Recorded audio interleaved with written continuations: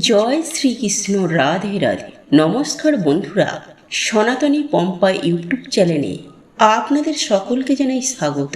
আশা করি আপনারা সকলেই ঈশ্বরের কৃপায় ভালো আছেন, সুস্থ আছেন। বন্ধুরা, পরিবারের সুখ শান্তি বজায় রাখার জন্য প্রত্যেক সোমবার মহাদেবের পুজো করা উচিত। এতে গ্রহদোষ নাশ হয়ে যায় এবং বাধা বিপত্তি কেটে যায়। তাই আগামীকাল হচ্ছে বন্ধুরা সোমবার। তাই আপনারা এই সুযোগ কিন্তু একদমই হাতছাড়া করবেন না। এই সময় মহাদেবের আশীর্বাদ নিয়ে রাখাটা অত্যন্তই জরুরি, কারণ মহাদেবী একমাত্র দেব যিনি তাড়াতাড়ি প্রসন্ন হয়ে যান এবং ভক্তের মনোবাসনা তিনি পূর্ণ করে দেন। তাই এর জন্য মহাদেবকে ভোলানাথও বলা হয়। তিনি এতটাই ভোলা যে তিনি সামান্য জল বেলপত্রতে তিনি সন্তুষ্ট হয়ে যান এবং ভক্তের সকল দুঃখ দারিদ্রতার নাশ করে দেন। তাই বন্ধুরা, আজকের এই ভিডিওটিতে 4টি এমন কার্য বলবো যা আপনারা পারলে কালকের দিনে অবশ্যই করুন। যেমন সোমবার দিন এই জিনিসটি দান করলে মানুষের অক্ষয় পুণ্য প্রাপ্ত করে এবং সোমবার দিন এই জিনিসটি খেলে মানুষের দুর্ভাগ্যের নাশ হয়ে যায় এবং সারা বছর সেই মানুষটি সুস্থ ও নীরব থাকে। এবং সোমবার রাতে মন্ত্রটি বলে ঘুমালে মানুষের দুর্ভাগ্যের তো নাশ হয়ই এবং মানুষের আর্থিক ভাগ্য খুলে যায়। তাই বন্ধুরা, আপনারা কিন্তু অবশ্যই ভিডিওটি পুরো দেখুন এবং ভিডিওটিতে একটি লাইক করে কমেন্টে হর হর মহাদেব ও জয় শ্রীকৃষ্ণ রাধে রাধে অবশ্যই লিখুন। নাম্বার 1, বন্ধুরা, মহাদেব হচ্ছেন দেবাদিদেব, মানে দেবতাদেরও যিনি দেব। তাই ভগবান শিবের কৃপা ছাড়া কিন্তু কোনো দেবতারাও আপনাদেরকে আশীর্বাদ প্রদান করবে না। তাই এই মহা সোমবারে আপনারা বাবার পুজো ভক্তি ভরে দিন। বেলপত্র আপনারা অবশ্যই দিন। পারলে ধুতরা ফুল বাবাকে অবশ্যই নিবেদন করুন এবং উত্তর দিকে মুখ করে আপনারা বাবার পুজো অর্চনা দেবেন। এবং এই দিনে উত্তর বা পূর্ব দিকে আপনারা একটি ঘিয়ের প্রদীপ জ্বালিয়ে ওম নমঃ শিবায় মন্ত্রটি জপ করে আপনারা বারবার বাবাকে বলবেন, বাবা, তোমার কৃপা আমাদের ওপর সর্বদা বজায় রেখো। আমার জীবন থেকে সকল দুঃখ দারিদ্রতা তুমি হরণ করে নাও। তোমার এই সন্তানকে তুমি অর্থ মান সম্পত্তি সবকিছু প্রদান করো। নাম্বার 2, বন্ধুরা, পুজো তখনই সম্পূর্ণ হয় যখন পুজোর পর দান করা হয়। তাই এর জন্য বন্ধুরা আমাদের হিন্দু ধর্মে প্রসাদ বিতরণ করা হয়। তাই আপনারা এই মহা সোমবারে আতপ চাল, সাদা কাপড়, সাদা ফুল, দুধ, মুক্তো, শঙ্খ, মানে যে কোনো সাদা জিনিসের মধ্যে কাউকে দান করুন। দেখবেন মহাদেবের কৃপায় আপনাদের সকল দুঃখের নাশ হয়ে গেছে।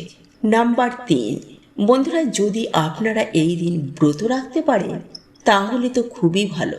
তাই আপনারা এই দিনে রাতের বেলায় ভগবান মহাদেবের নাম নিয়ে আতপ চাল, মুগ ডাল, আলু, ঘি এছাড়া বিভিন্ন রকমের সবজি দিয়ে আপনারা একটি ভগবানের ভোগের মতো প্রসাদ রান্না করবেন এবং সেই প্রসাদটি আপনারা তামা অথবা পিতলের পাত্রে রান্না করবেন এবং তারপর সেই প্রসাদ আপনারা ভগবান শিবকে স্মরণ করে মা অন্নপূর্ণাকে প্রণাম করে তারপর সকলে মিলে গ্রহণ করুন।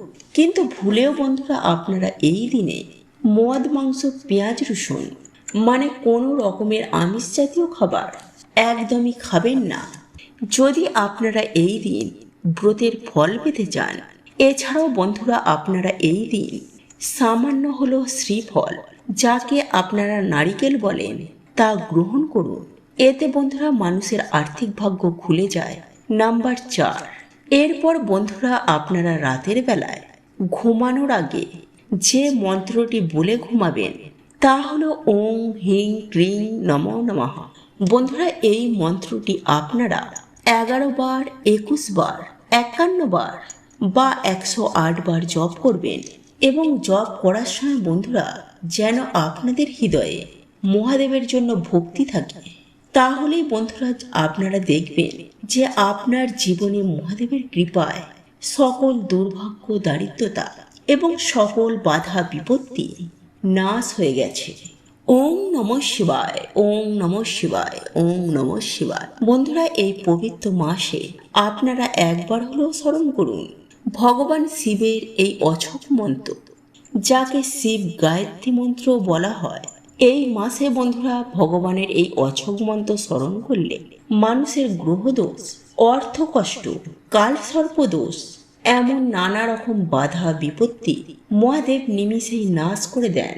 তাই আজকের এই ভিডিওটিতে বন্ধুরা আপনাদেরকে জানাবো যে এই মহা গায়ত্রী মন্ত্র আপনারা কিভাবে জপ করবেন, কিভাবে জপ করলে এই মাসের মধ্যেই বন্ধুরা আপনারা উপকার পাবেনই পাবেন। তাই বন্ধুরা ভিডিওটি কিন্তু আপনারা পুরো দেখতে ভুলবেন না এবং ভিডিওটি একটি লাইক করে কমেন্টে আপনারা বলুন হর হর মহাদেব ও জয় শ্রীকৃষ্ণ, রাধে রাধে। বন্ধুরা, আমাদের এই ব্রহ্মাণ্ডকে ত্রিদেব চালনা করছেন। ভগবান বিষ্ণু এই ব্রহ্মাণ্ডের পালনকর্তা, ভগবান ব্রহ্মদেব এই ব্রহ্মাণ্ডের সৃষ্টিকর্তা, আর মহাদেব এই সৃষ্টির ধ্বংসকর্তা। তাই তাকে মহাকালও বলা হয়। সমস্ত দেবতা, দানব এবং পশু পাখিও মহাদেবের ভক্ত, কারণ কখনো তিনি কারোর উপর ভেদভাব করে না। তাই তাকে ভোলানাথও বলা হয়।